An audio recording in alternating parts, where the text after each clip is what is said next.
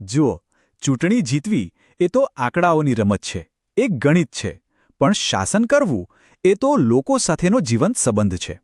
તો આજે આપણે આ સંબંધને જ સમજવાની કોશિશ કરીશું, જેથી શાસનની ઇમારત પાયાથી એટલે કે જમીન સ્તરથી મજબૂત રીતે બનાવી શકાય. તો ચલો આપણે સીધા જ મુદ્દા પર આવીએ. આજે આપણી ચર્ચાનું કેન્દ્ર છે ગુજરાતનો એક ખૂબ જ મહત્વનો શહેરી મત વિસ્તાર અમરાઈવાડી. આને માત્ર એક ભૌગોલિક વિસ્તાર તરીકે ન જોતા, આને એક એવા રાજકીય નકશા તરીકે જુઓ જ્યાં લોકોની આશાઓ અને તેમના પડકારો એકબીજા સાથે જોડાયેલા છે. કોઈપણ રાજનીતિનું સાચું હૃદય એના લોકોના દૈનિક જીવનમાં ધબકતું હોય છે. એટલે ચાલો આપણે સૌથી પહેલાં અમરાઈવાડીની જમીની હકીકતને સમજીએ. ત્યાંના લોકોની રોજીરોટી કેવી છે, એમને કયા સંઘર્ષોનો સામનો કરવો પડે છે અને એમની આશાઓ શું છે. આ જે ચાર્ટ તમે જોઈ રહ્યા છો એ માત્ર સ્તંભ અને આંકડા નથી, આ લોકોની ચિંતાઓનો પડઘો છે. જુઓ, સૌથી ઉપર કયા બે મુદ્દા છે? શહેરી બેરોજગારી અને વધતી મોંઘવારી. સીધી વાત છે, જ્યારે લગભગ 8.7% લોકો કામ શોધી રહ્યા હોય અને ઘરનો ખર્ચો કાઢવો પણ મુશ્કેલ બની જાય, ત્યારે પાણી, રસ્તા કે શિક્ષણ જેવી બાબતો પાછળ રહી જાય છે. પેટની ચિંતા પહેલાં આવે છે. તો અમરાઈવાડીમાં રહે છે કોણ? અહીંનું સામાજિક માળખું ખૂબ જ રસપ્રદ અને વૈવિધ્યસભર છે. આ એક જનરલ વોર્ડ છે. અહીં લગભગ 12% અનુસૂચિત જાતિ અને 13% મુસ્લિમ વસ્તી છે. સાથે સાથે મોટી સંખ્યામાં ગુજરાતી ઓબીસી અને પટેલ સમુદાયો પણ અહીં વસે છે. અને દરેક સમુદાયની પોતાની અલગ જરૂરિયાતો અને અપેક્ષાઓ હોય છે. એક ખાસ વાત, અહીં યુવા મતદારોનું મતદાન હજુ ઓછું છે અને આ જ રાજકીય રીતે એક મોટી તક પણ છે. ચલો, હવે વાત કરીએ આંકડાઓની. લોકોએ જે જનાદેશ આપ્યો છે એને ઊંડાણપૂર્વક સમજવાનો પ્રયત્ન કરીએ. 2022ની ચૂંટણીના પરિણામો આપણને અત્યારની રાજકીય વાસ્તવિકતાનો એકદમ સાફ ચિતાર આપશે. 43,272 આ આંકડો યાદ રાખજો. 2022ની ચૂંટણીમાં ભાજપની જીતનું માર્જિન આટલું હતું. આ ખાલી એક નંબર નથી, આ કોઈપણ વિરોધ પક્ષ માટેના પડકારનું કદ દર્શાવે છે. આ એક ખૂબ જ મજબૂત લીડ કહેવાય. હવે આ ડોનટ ચાર્ટ પર નજર નાખો. આખી વાર્તા એકદમ સ્પષ્ટ થઈ જશે. ભાજપને મળ્યા લગભગ 59% મત. આ એક પ્રભાવશાળી બહુમતી છે. કોંગ્રેસ રહી 32% પર અને બાકીના લગભગ 9% મત બીજા પક્ષોમાં વહેંચાઈ ગયા. આનું મતલબ શું થયો? ત્રીજો પક્ષ હાજર તો છે, પણ એના મત વિખરાયેલા છે. 2022માં મતદાન કેટલું થયું? 53.7%, જેને આપણે મધ્યમ કહી શકીએ. મતલબ કે લગભગ અડધા મતદારો તો ઘરની બહાર નીકળ્યા જ નહીં.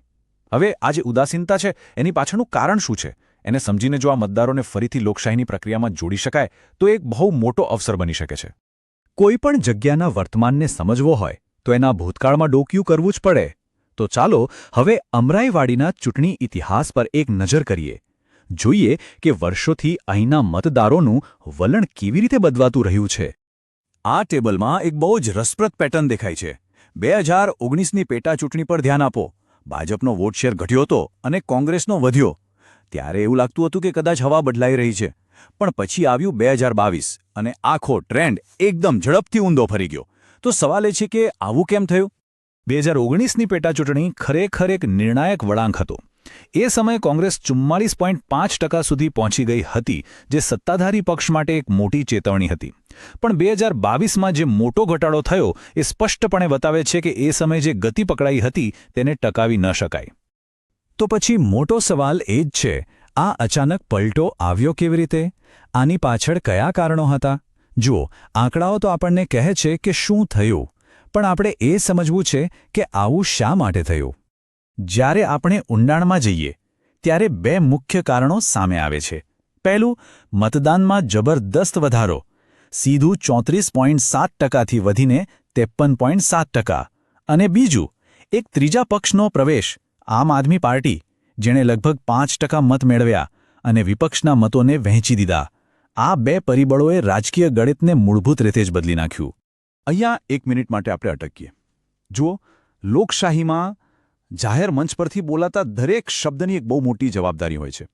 મતદારનું સન્માન ખાલી સારા ભાષણોથી નથી થતું.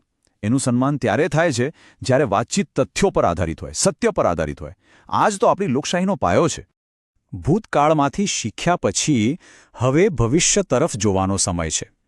જો કમબેક કરવું હોય તો પોતાની તાકાત અને નબળાઈને ઓળખવી પડે. અને બહાર કઈ તકો છે એને પણ સમજવી પડે.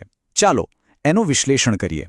જો આપણે અંદરની વાત કરીએ તો ઉમેદવારની સ્વચ્છ છબી અને સ્થાનિક લોકો સાથેનું જોડાણ એ એમની સૌથી મોટી તાકાત છે. પણ હા, રાજકીય અનુભવ ઓછો છે, જે એક નબળાઈ ગણી શકાય.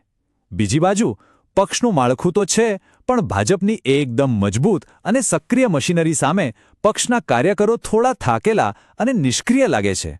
હવે બહારના વાતાવરણ પર નજર કરીએ. રાજકીય રીતે સત્તાધારી પક્ષનો દબદબો અને તેમનો રાષ્ટ્રીય નેરેટિવ એક મોટો પડકાર છે. પણ આર્થિક રીતે લોકોની જે ચિંતાઓ છે, બેરોજગારી, મોંઘવારી, એક બહુ મોટી તક પણ છે. સામાજિક રીતે અનુસૂચિત જાતિ અને મુસ્લિમ મતદારોને સાથે લાવવાની સંભાવના છે. અને ટેકનોલોજી? હવે ડિજિટલ પ્રચાર એ કોઈ વિકલ્પ નથી, એ તો જરૂરિયાત બની ગઈ છે. સારો, ખાલી વિશ્લેષણ કરવાથી કશું નહીં થાય. હવે આ બધી સમજને એક નક્કર પ્લાનમાં ફેરવવાનો સમય છે. તો આ છે લોકોનો વિશ્વાસ પાછો જીતવા માટે 90 દિવસની એક વ્યૂહરચના, એક બ્લુપ્રિન્ટ. આ આખી વ્યૂહરચના 5 સીધા સાદા પગલાંમાં વહેંચાયેલી છે. પહેલું, સંગઠનને ફરીથી ગોઠવો અને મજબૂત કરો. બીજું, તમારો સંદેશ સ્પષ્ટ કરો અને લોકોને જોડો. ત્રીજું, તમારી પહોંચ વધારો. ચોથું, ખોટી માહિતીનો તરત જ જવાબ આપો અને જોડાણ બનાવો. અને પાંચમું, સૌથી અગત્યનું, મતદાનના દિવસે મતદારોને બૂથ સુધી લઈ જાઓ. એકદમ પદ્ધતિસરનું કામ. આ પ્લાનને જમીન પર ઉતારવા માટે 4 મુખ્ય ભલામણો છે. 1.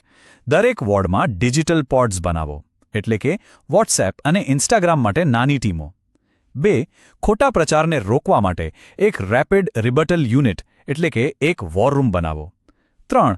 તમારો નેરેટિવ લોકોના મુદ્દાઓ પર રાખો, નોકરી, પાણી, રસ્તા. અને 4. પક્ષના કાર્યકરોને ફરીથી જાગૃત કરીને ઘરે ઘરે મોકલો. આ ડિજિટલ પોડ્સ જેવા આધુનિક સાધનો ખૂબ જ શક્તિશાળી છે. પણ યાદ રાખજો, શક્તિની સાથે જવાબદારી પણ આવે છે. ભારતના ડેટા સુરક્ષાના નિયમો સ્પષ્ટ કહે છે કે તમે કોઈ પણ વ્યક્તિ સુધી પહોંચો તો એમની સંમતિ અને એમની પ્રાઇવસીનું સન્માન કરવું જરૂરી છે. વિશ્વાસ ટેકનોલોજીથી નથી બંધાતો, વિશ્વાસ પારદર્શિતાથી બંધાય છે. તો ચાલો હવે આપણે આ આખી ચર્ચાને એક મોટા કેનવસ પર જોઈએ. અમરાઈવાડીની આ જે વ્યૂહરચના છે એ ખાલી ચૂંટણીના આંકડાઓ પૂરતી સીમિત નથી. આ તો સિદ્ધાંતો પર આધારિત શાસન તરફ જવાનો એક રસ્તો છે. અંતે એક વાત હંમેશા યાદ રાખવા જેવી છે. આપણું લક્ષ્ય ખાલી ચૂંટણી જીતવાનું નથી. આપણું લક્ષ્ય શાસન કરવા માટે લોકોનો વિશ્વાસ, એમનો જનાદેશ મેળવવાનું છે. અને એ ત્યારે જ મળે જ્યારે આપણું ધ્યાન સતત લોકોની જરૂરિયાતો પર હોય. ડેટા, વ્યૂહરચના, આ બધું તો માત્ર સાધનો છે. સાચું લક્ષ્ય તો લોકોની સેવા જ છે. જો તમે લોકો કેન્દ્રિત નેતા બનવા માંગતા હો અને તમારા મતવિસ્તારને આગળ વધારવા માંગતા હો તો blueprintstrategist.ai ના mgr@blueprintstrategist.ai પર સંપર્ક કરો અથવા 0800 4200 4162 પર કોલ કરો. રાજકારણથી પર એક ઉદ્દેશ્ય.